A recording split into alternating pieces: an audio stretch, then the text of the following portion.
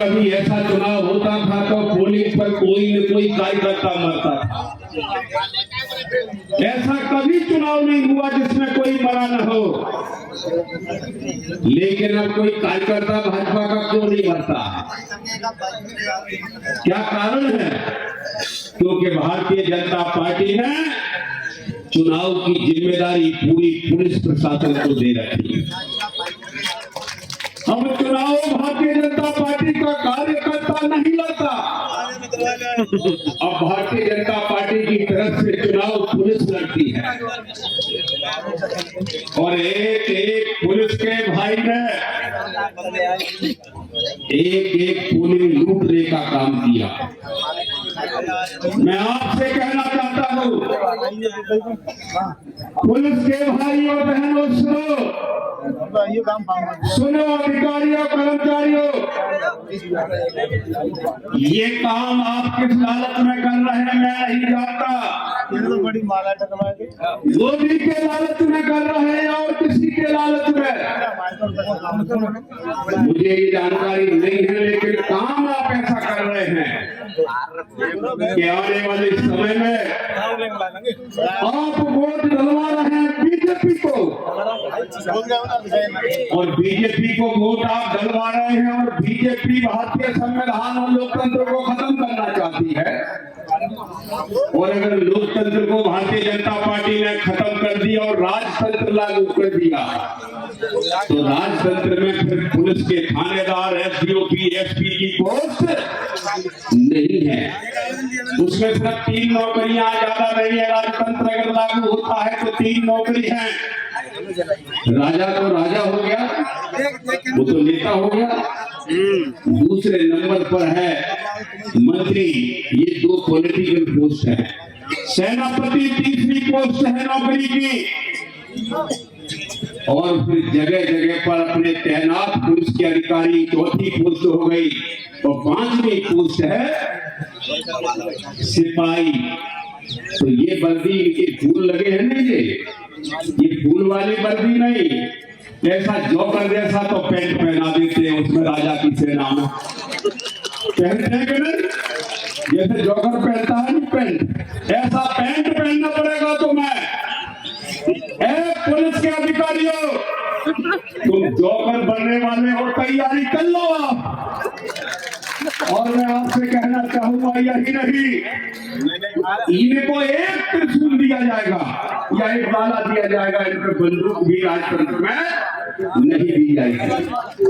और ये पुलिस वाले किसका गुजार रहे?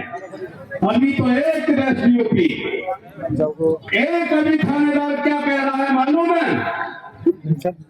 कि मैं तो एसडीओपी हूँ, मैं थानेदार हूँ, मैं एसपी हूँ, मैं अपने बच्चे को भी एसपी बनाऊंगा, कह रहा है कि नहीं?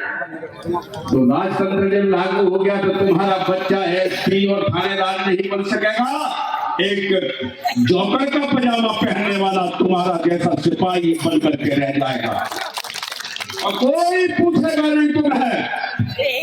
इसलिए मैं आपसे कहना चाहता हूँ भाई और बहनों, पुलिस वालों से भी कहना चाहता हूँ, अगर आप एक भी वोट बीजेपी को डलवाते हैं, एक भी वोट के लिए जनता को धमकाते हैं, एक भी वोट के लिए गांव-गांव जाकर के लोगों पर मुकदमा लगाते हो, तो एक वोट बीजेपी का डलेगा, तुम्हारी आने वाली पीढ़ी, तुम्हारे घर में बहुएं आ रही हैं, पुलिस वाले अधिकारियों, तुम्हारे घरों में जो बहुएं आ रही हैं, उन बहुओं के पेट में जो बच्चा पल रहा है, और आप बीजेपी को वोट डलवाते हो, तो आप अपने बच्चे का पेट में ही कत्ल करवाओगे। ये मैं आपसे कहना चाहता हूँ।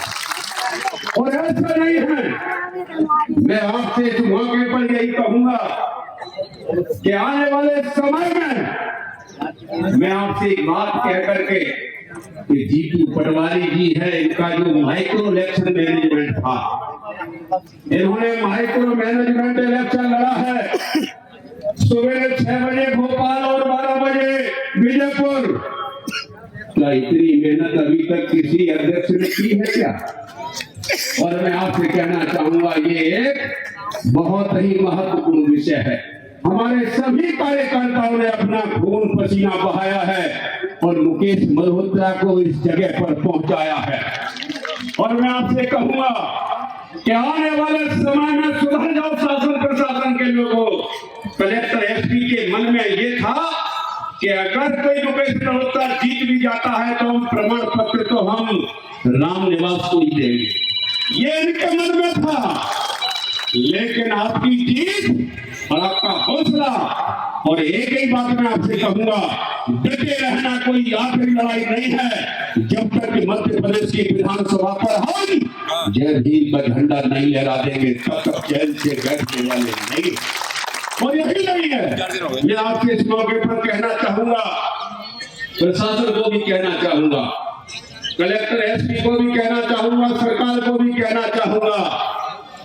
मैं एक लाइन से अपनी बात को खत्म करूंगा।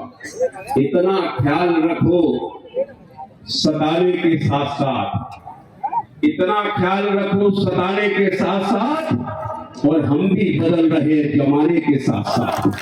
जय भीम, जय भारत।